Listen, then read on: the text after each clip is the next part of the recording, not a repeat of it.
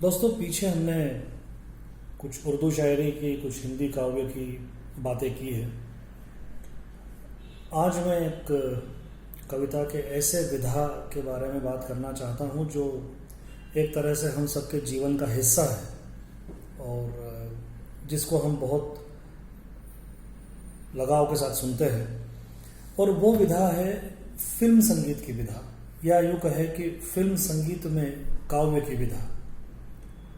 लगभग जब से वॉकी पिक्चर्स हिंदुस्तान में बन रही है, मेरे ख्याल से शायद तभी से गीत भी उनका एक अनिवार्य हिस्सा है। और बहुत उम्दा शायरी, बहुत उम्दा काव्य इन गीतों के माध्यम से उच्च श्रेणी के कवियों और शायरों ने पिछले 50-60 सालों 70 सालों में दिया हुआ है। कई बड़े बड़े महान शायर, गीतकार फिल्म इंडस्ट्री ने हमें दिए हैं। साहिर लुधियानवी, गोपाल दास नीरज, शकील बदायूनी, और वो परंपरा आज भी कहीं ना कहीं जारी है। जावेद अख्तर से लेकर मनोज मुंतशिर तक बहुत अच्छी कविताएं लिखी जा रही है। एक गीत मैं लेना चाहता हूँ इस सिलसिले में, जो कि 1966 की एक फिल्म थी देवर, उसका ये गीत है। धर्मेंद्र, शर्मिला टैगोर और देवेंद्र वर्मा ये उसमें मुख्य पात्र है। आनंद बख्शी साहब ने गीत लिखे हैं, रोशन साहब का म्यूजिक है, और ये पर्टिकुलर गाना मुकेश ने गाया है। आप देखिए, इस गीत में आनंद बख्शी साहब ने लगभग उस फिल्म की पूरी कहानी, पूरी स्टोरी लाइन कुछ पंक्तियों में बयान कर दी है।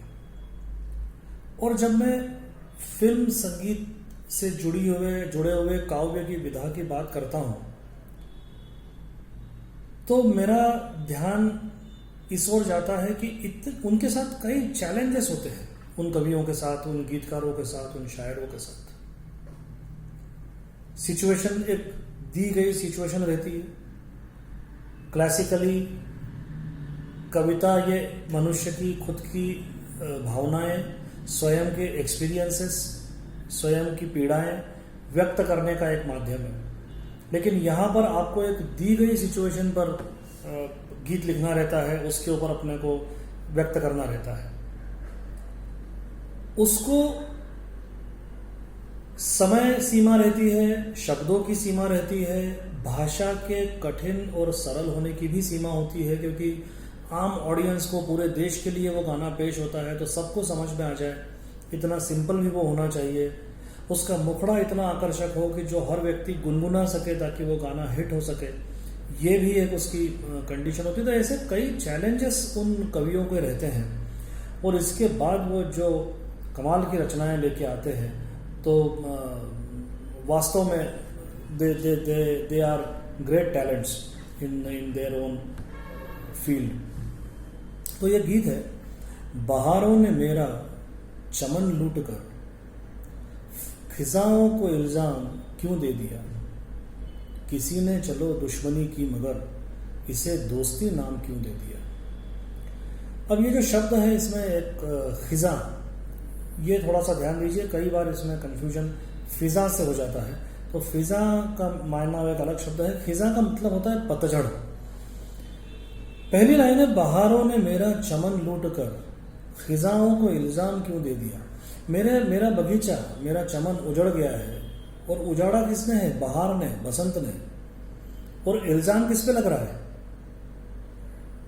खिजा पे, पतझड़ पे। बहारों ने मेरा चमन लूट कर खिजाओं को इल्जाम क्यों दे दिया, किसी ने चलो दुश्मनी की मगर इसे दोस्ती नाम क्यों दे दिया। अब जो सीन है इस पिक्चर में, जहां पर ये गाना फिल्माया जा रहा है, वो ऐसा है कि शादी का स्टेज है, और स्टेज पे दूल्हा दुल्हन के रूप में देवेंद्र वर्मा और शर्मिला टैगोर बैठे हैं, और धर्मेंद्र नीचे खड़े होके ये गाना गा रहे हैं।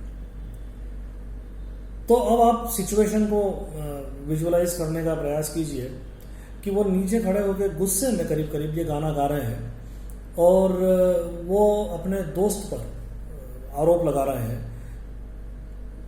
किसी ने चलो दुश्मनी की मगर इसे दोस्ती नाम क्यों दे दिया। मैं समझा नहीं ए मेरे हमनशी, सजा ये मिली है मुझे किस लिए। अब वो कह रहा है कि मेरे को ये सजा क्यों मिली, मुझे यही समझ में नहीं आ रहा है, और वो अपने दोस्त से ही कह रहा है, मैं समझा नहीं ए मेरे हमनशी, सजा ये मिली है मुझे किस लिए, कि साकी ने लब से मेरे छीन कर किसी और को जाम क्यों दे दिया। शर्मिला टैगोर की शादी देवेंद्र वर्मा से हो रही है। धर्मेंद्र नीचे से कह रहा है कि साकी ने लब से मेरे छीन कर किसी और को जाम क्यों दे दिया। तो मैं जो कह रहा हूं कि स्टोरी लाइन आपको करीब करीब इन पंक्तियों से क्लियर होने लगती है कि कहीं तो कुछ गड़बड़ है, और धर्मेंद्र शायद इनसे शादी करना चाहते थे, देवेंद्र वर्मा के हाथ संदेश पहुंचवाया होगा, और देवेंद्र वर्मा खुद आज शादी कर रहे हैं। अगले स्टेंजा में उन्होंने अपने इस पूरे क्रोध को, अपने गुस्से को और स्पष्ट किया है। मुझे क्या पता था कभी इश्क में रकीबों को कासिद बनाते नहीं। रकीब मीन्स कंपिटिटर, बिलव्ड, आपकी प्रेमिका महबूबा, उसका ध्यान आकर्षित करने के लिए जो दूसरे प्रतिद्वंदी हैं, जो दूसरे कंपिटिटर्स हैं, उन्हें रकीब कहते हैं। मुझे क्या पता था कभी इश्क में रकीबों को कासिद बनाते नहीं। कासिद मतलब मैसेंजर, संदेशा ले जाने वाला। तो इन दो पंक्तियों में करीब करीब उन्होंने सब क्लियर कर दिया। मुझे क्या पता था कभी इश्क में रकीबों को कासिद बनाते नहीं, खता हो गई मुझसे कासिद मेरे। मतलब वो उसी से कह रहे हैं कि मेरी गलती थी, खता हो गई मुझसे कासिद मेरे, तेरे हाथ पैगाम क्यों दे दिया। तो गलती तो ये थी कि मैंने तुझ पे ट्रस्ट किया और तेरे हाथ पैगाम भेज दिया, और आज जिससे मैं शादी करना चाहता था उससे तुम खुद ही शादी कर रहे हो। और इसलिए वो शुरुआती लाइनें हैं, किसी ने चलो दुश्मनी की मगर उसे दोस्ती नाम क्यों दे दिया। बहारों ने मेरा चमन लूट कर खिजाओं को इल्जाम क्यों दे दिया। खुदाया यहाँ तेरे इंसाफ के बहुत मैंने चर्चे सुने हैं मगर। अब यहाँ तो दुनिया लुट गई, जिससे वो शादी करना चाहता था वो अपेरेंटली शादी हो नहीं रही है, तो अब वो ईश्वर को शिकायत कर रहा है। खुदाया यहाँ तेरे इंसाफ के बहुत मैंने चर्चे सुने हैं मगर, सजा की जगह एक खतावार को भला तूने इनाम क्यों दे दिया। तो उसको तो सजा मिलनी चाहिए थी, उसने मेरे साथ धोखा किया है, उसने मेरे साथ गलत व्यवहार किया है, दोस्त होकर भी दुश्मन जैसा व्यवहार किया है, और इनाम में जो मैं जिसको पाना चाहता था वो उसे मिल रहा है। तो गजब की कुछ पंक्तियों के अंदर आनंद बख्शी साहब ने पूरी एक स्टोरी लाइन खड़ी करके रख दी है, और रोशन जी का शानदार संगीत है। मुकेश ने बहुत बढ़िया अंदाज में इस गाने को गाया है।